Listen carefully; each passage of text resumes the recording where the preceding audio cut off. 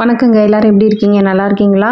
என்னடா இது stitching video போடுறேன்னு சொல்லிட்டு ஏதோ சமையலை காமிக்கீங்க அப்படின்னு பார்க்காதீங்க. நான் வந்து லஞ்சை முடிச்சு வச்சுட்டு தான் வந்து ஸ்டிச்சிங் பண்ண உட்காரணும். ஸோ அதுக்கான வீடியோ தான் இது. இப்போ பார்த்தீங்கன்னா ஒரு தக்காளி வந்து குட்டி குட்டியாக கட் பண்ணி வச்சுருக்கேன்.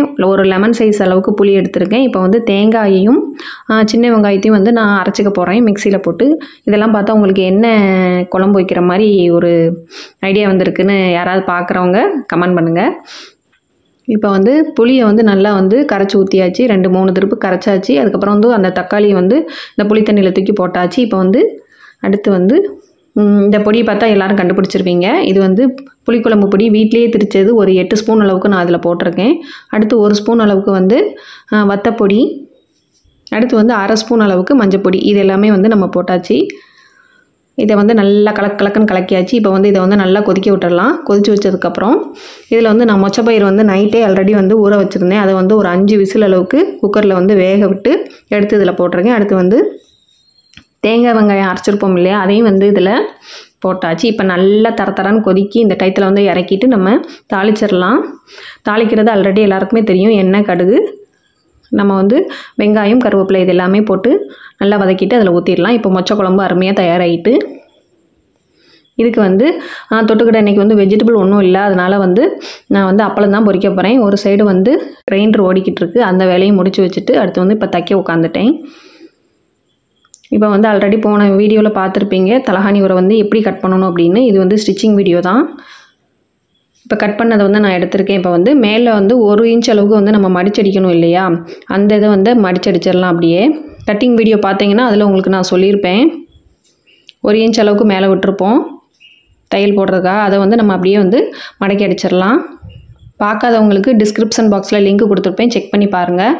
இப்போ வந்து அடித்தாச்சு. அடித்ததுக்கப்புறம் நம்ம வந்து அதை வந்து அப்படியே டபுளாக மடக்கிக்கிடலாம். இதே மாதிரி வந்து நம்ம மடக்கிக்கலாம். தையல் போட்ட பகுதி வந்து நமக்கு வந்து வெளியே இருக்கணும். பார்த்தா தெரியும் உங்களுக்கு இதில். இப்போ வந்து இது ஃபுல்லாமே வந்து நம்ம கீழே வரைக்கும் வந்து தையல் போட்டுடலாம். 2 பக்கம் ஓப்பனில் இருக்கும். இப்போ அதை அந்த 2 பக்கத்தையும் வந்து நம்ம இதை மாதிரி ஸ்டிச்சிங் பண்ணி அதை வந்து க்ளோஸ் பண்ணிடலாம். இப்போ இந்த பக்கம் திருப்பிட்டு இந்த பக்கமும் வந்து அப்படி தையல் போட்டுடலாம். செகண்ட் தையலும் போட்டுக்கலாம். அப்போ தான் உங்களுக்கு ஸ்ட்ராங்காக இருக்கும். 2 தையல் போட்டுடலாம்.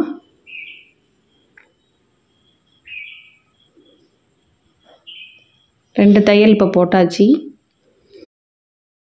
நம்ம வந்து ரோப் வைக்கிறதுக்காக நீளமாக கட் பண்ணியிருப்போம் இல்லையா, அந்த கிளாத்தை வந்து எடுத்துக்கலாம். அடுத்து அதை எடுத்துகிட்டு வந்து இதே மாதிரி வந்து இப்போ நான் இதில் காமிச்சிக்க மாதிரி வந்து மடக்கி அடிச்சுக்கலாம். அப்படியே இதே மாதிரி வந்து சின்னதாக மடக்கி அதை வந்து அப்படியே வந்து ஃபுல்லாக வந்து ஸ்டிச்சிங் பண்ணிடலாம்.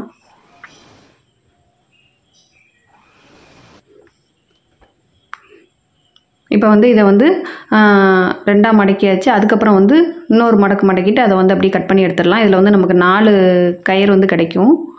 இதை வந்து அப்படியே வந்து தலகாணி உரையில் வந்து அப்படியே வச்சு தைச்சிடலாம். நம்ம தைக்கிறதுக்கு முன்னாடி வந்து நீங்கள் மார்க் பண்ணிக்கோங்க எந்த அளவுக்கு வந்து உங்களுக்கு தலகாணி உரையில் வந்து சென்டரில் அந்த கயிறு வரணும் அப்படின்றத நோட் பண்ணிவிட்டு இதே மாதிரி வந்து மடக்கி அந்த இடத்துல வந்து நோட் பண்ணிக்கோங்க. நோட் பண்ணிவிட்டு இப்போ வந்து அந்த கயிறை வச்சு நம்ம அப்படியே அதில் வச்சு தைச்சிடலாம்.